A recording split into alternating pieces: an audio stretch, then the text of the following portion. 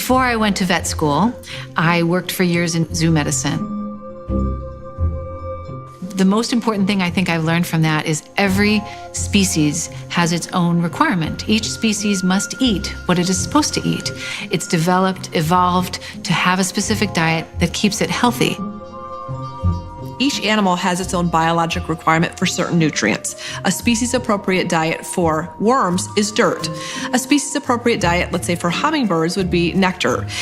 You can't feed earthworms nectar and you can't feed hummingbirds dirt. Both of those animals would simply die. Some species, when you offer them not biologically appropriate foods, they simply won't consume them.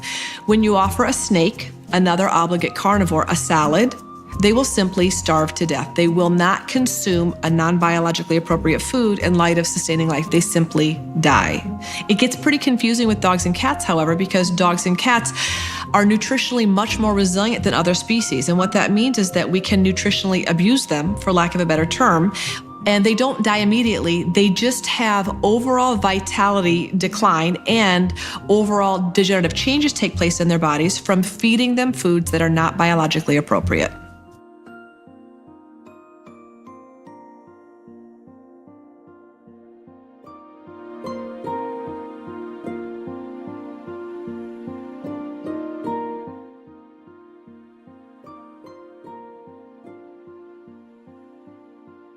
With a raw food issue and bacteria, certainly you're in the same situation I am, where veterinarians are very concerned.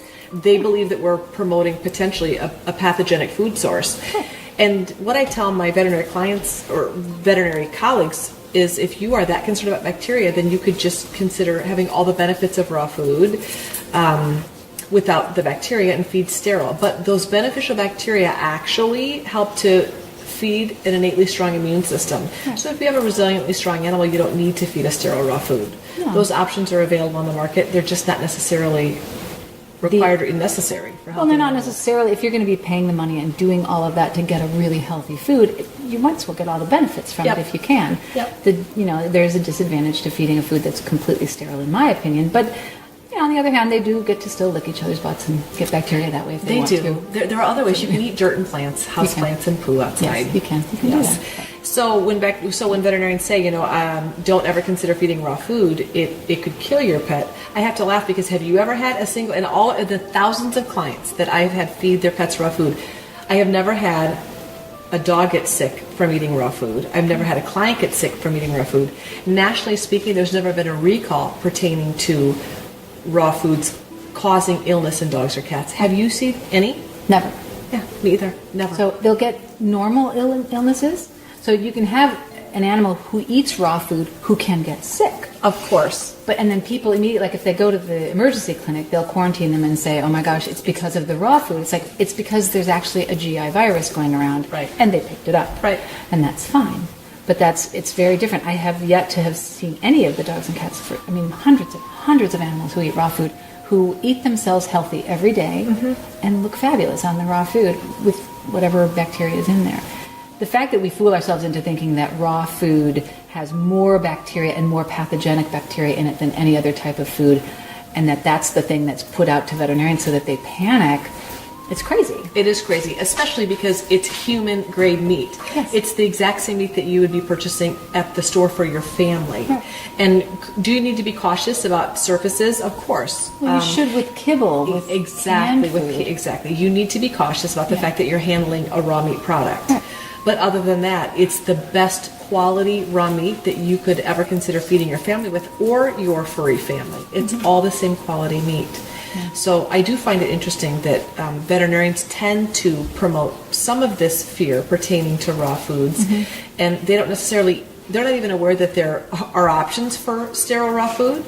Right. And they also don't recognize that there's never been a recall associated with pet illnesses pertaining to raw food, unlike kibble, unlike canned. I do think that marketers know that one of the best ways to motivate people to do anything is fear.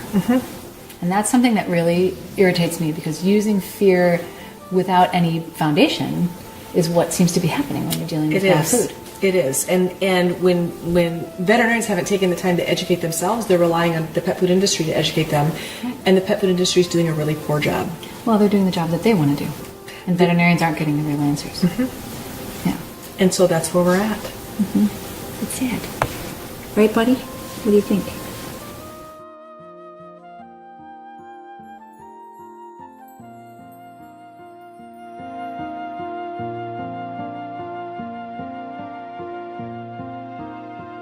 First ingredient, ground yellow corn, chicken byproduct meal, corn gluten meal. Although this food really looks to be beautiful and something you'd be interested in nourishing your pet with, my recommendation is to avoid it. The pet food industry is telling us what to feed our pets, really more based on what they want to sell us than what's necessarily good for the pet. So no corn, no wheat, no soy. After many years of R&D, we have found that corn is still the best available source of carbohydrates. Those are the things that cause overweight, diabetes, arthritis, chronic skin infections, allergies. Corn and wheat have become so subsidized and so cheap. It's a super cheap way to make a food for somebody who can't say no. More than 60 million packages were taken off store shelves last month because they apparently contained wheat gluten that was tainted with the chemical melamine. They thought they were purchasing a certain protein product called wheat gluten, when in fact they were buying wheat flour that had been laced with cyanuric acid and melamine in order to pass it off as wheat gluten. That was a betrayal of trust. They don't care about me.